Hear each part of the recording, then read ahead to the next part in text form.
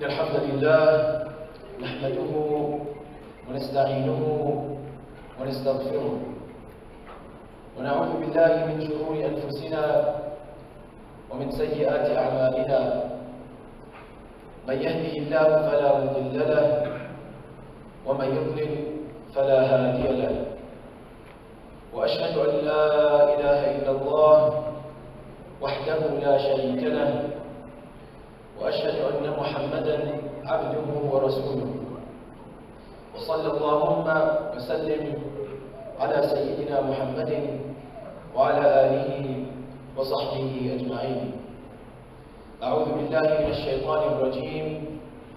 يا أيها الناس اتقوا ربكم الذي خلقكم من نفس واحدة وخلق منها زوجها وبث منهما رجالا كثيرا ونساء واتقوا الله الذي تساءلون به والأرحام إن الله كان عليكم رقيبا. يا أيها الذين آمنوا اتقوا الله حق تقاته ولا تموتن إلا وأنتم مسلمون.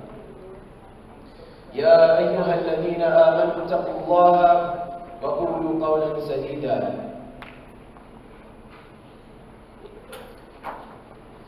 O mankind, be dutiful to your Lord, who created you from a single person. And from him, he created his wife. And from them both, he created many men and women. And fear Allah, through whom you demand your mutual rights, and do not cut the relations of the womb, of the womb's stitches. Surely Allah is ever and all watchers over you. O you who believe, fear Allah as he should be feared, and die not except in a state of Islam with complete submission to Allah. O you who believe, keep your duty to Allah and fear him, and speak always the truth. Surah Al-Asr, one of the shortest surah in the Quran, short in text but great in meaning. Imam Shafi'i rahimahullah said about Surah Al-Asr, had it been the only thing that was revealed, it would have been sufficient. Only 3 surah, only 3 ayat. Allah subhanahu wa ta'ala says in Surah Al-Asr, أعوذ بالله من الشيطان الرجيم, بسم الله الرحمن الرحيم, والعصر, by the time, إن الإنسان لفي خسر, indeed mankind is in a state of loss. إلا الذين آمنوا, except for those who believe, وعملوا الصالحات, and do good works, وتواصوا بالحق, and enjoin upon each other the truth, وتواصوا بالصبر, and enjoin upon each other patience. That's it. Just these 3 ayat. In Surah Al-Asr, it is a comprehensive summary of the religion of Islam. Right? And so, Allah subhanahu wa ta'ala, first he starts by swearing by time. And Al-Asr can also be, the meaning of it can also be the passing of time. Right? The continuous progression of time. And then Allah subhanahu wa ta'ala says, إِنَّ الْإِنسَانَ لَفِي خُسْرٍ, indeed mankind, or certainly mankind, is in a state of loss. إِلَّا الَّذِينَ آمَنُوا, except for those who believe. And before he mentions the other 3 conditions of someone who is in a state of loss, he starts with Iman. Because we can have good works, right? But without Iman, without doing them for the sake of Allah subhanahu wa ta'ala, they are of no benefit. So, إِلَّا الَّذِينَ آمَنُوا, first we start with proper belief. If we want to be from those who are mentioned, that Allah subhanahu wa ta'ala refers to as those who aren't in a state of loss. So first we start with a correct belief in Allah subhanahu wa ta'ala and a correct aqidah. And then he says, وَعَمِلُوا الصَّالِحَاتِ. So immediately after having a correct belief in Allah subhanahu wa ta'ala and His attributes comes good works. Right? And first among these good works is the fara'id. Not only our fard salah, but also fulfilling the rights that our parents have upon us, our siblings have upon us, our body has upon us, our nafs has upon us. All of these are fard. And we often forget that these are fard, because when we think of fard, we think of fard salah. But that is not all that is fard. We must first start with the fara'id if we want to be from those who perform good deeds, good actions. And from there we continue on and then go into nafs and things that we like. But first we must always remember that fard is more beloved to Allah subhanahu wa ta'ala, far more beloved than any kind of nafs, any kind of supererogatory kind of deed. And then after amal salih comes enjoining upon others the truth, right? And the truth as in the haqq that Allah subhanahu wa ta'ala has upon His slaves. And that is to worship Him and Him alone. That each and every action should be done for His sake alone. What is important to note is that before Allah subhanahu wa ta'ala tells us وَتَوَاصَوْا بِالْحَقِّ, He starts with iman and amal salih, and that starts within the self. Before we go out and attempt to advise others and bring others close to Allah subhanahu wa ta'ala, we start with ourselves. And I'd like to mention the example of Rasulullah sallallahu alayhi wa sallam, the most influential person in history, not only the history of Islam, but in history. The Prophet sallallahu alayhi wa sallam, as we all know, was of great character. From those who observed him, it was reported that he had a great character with his dealings with people, with his wives, even with non-Muslims. He had great character, right? And that's what we often forget, is that not only was Rasulullah sallallahu alayhi wa sallam extremely intelligent, right? And he had all these good qualities, but his character was perfect.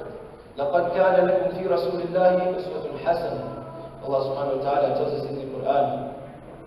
And so if we want others to come closer to Allah subhanahu wa ta'ala, we must first start with ourselves. Be a great example. Because actions speak louder than words. It has been reported that around 30 people, forgive me if I'm wrong, accepted Islam simply by observing the character of Rasulullah sallallahu alayhi wa sallam. Right? Only by observing his character.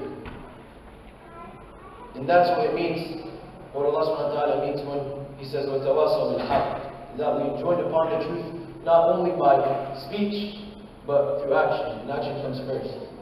Because if you advise others to do good, when you yourself aren't doing good, then they'll doubt your speech. After He says, وَتَوَاصَوْا بِالْحَقِّ, He says, وَتَوَاصَوْا بِالصَّبْرِ, and to enjoin upon others patience.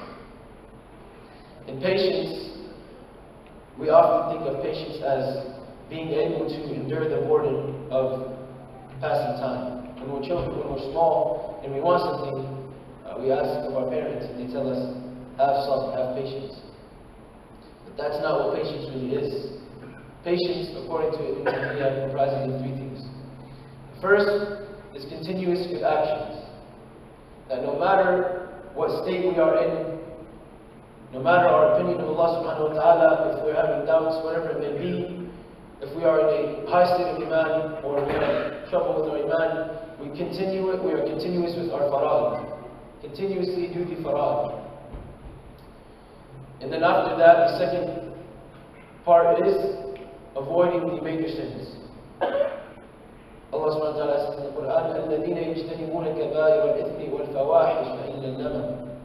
Right? Being part of good Muslim is that we continuously are cautious of the tricks of shaitan, and that the inviting the footsteps of shaitan. Allah subhanahu wa ta'ala, when giving advice in the Quran as to how we can stay far from sins, He says, وَلَا تَقْرَبُوا الزِّنَا وَلَا تَقْرَبُوا الْفَوَاحِشِ وَلَا تَتَّبِعُوا خُطُوَاتِ الشَّيْطَانِ. Right? The common theme is that he doesn't specifically just say, don't do this. He says, stay far from it. Because Shaitan is intelligent. There's no doubt about that. He's been living longer than any of us have been living. And so he knows the tricks. He will try to lure you in as close to the sin as possible into a state of weakness and then have you commit that sin. And so we must stay far from these sins. If we find ourselves falling short, backbiting, gossiping, in bad company, then a good solution would to be cautious of who you stay around. Be aware of your friends. If you have a hard time waking up for Fajr Salah because you sleep late, then you should probably sleep earlier. Right? And so we approach each and every situation with hikmah. So that's the second condition of sabr, is to stay away from the kaba'ir. And that doesn't mean you don't stay away from the minor sins, but the major sins should have a greater concern. You should have a greater concern over the major sins. And then the third condition is patience with calamity. That no matter what situation Allah subhanahu wa ta'ala puts you through, your opinion of Him does not change. A true mu'min recognizes each and every situation as an opportunity for him to gain nearness to Allah subhanahu wa ta'ala. And a good example of this is that a blacksmith, when he'd like to make a sword, right, he starts with a block of iron. He can try so hard to bend that iron, but if he doesn't bring it to a state of extreme heat, what will happen? It'll break. It'll break. And so first, before trying to bend that sword into a perfect shape, he has to put it under extreme heat, what we refer to as stress. And so that is a good analogy. Allah subhanahu wa ta'ala puts us through stress so that He may test us. In times of need, in times of hardship, who do we turn to? That is Allah alone. That is the beauty of sabr. A true mu'min recognizes sabr as a ni'mah, right? And if we have sabr, we are able to endure through the greatest of trials. أقول قولي هذا وأستغفر الله لي ولكم فاستغفروه ولسائر المسلمين.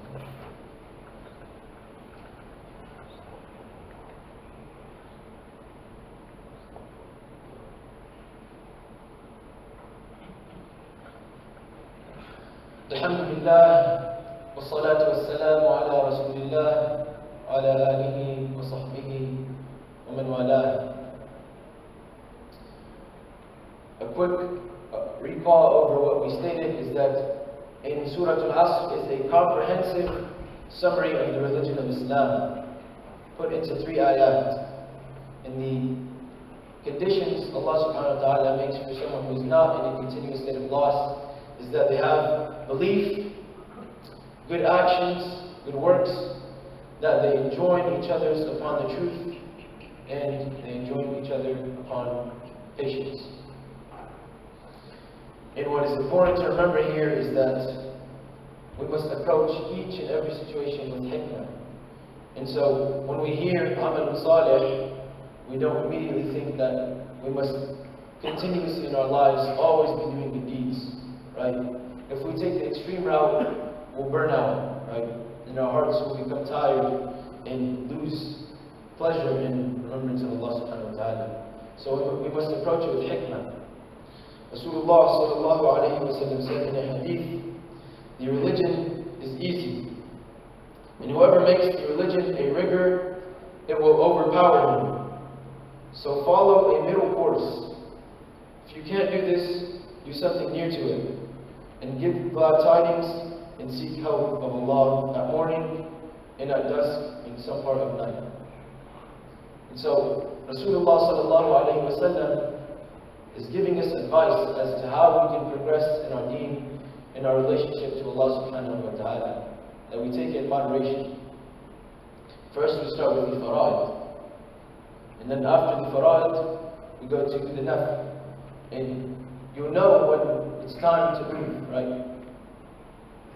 If you have trouble in fard is a burden for you, then it's likely that you probably shouldn't be doing nafil, right? Because then you'll burn you'll tire your heart out.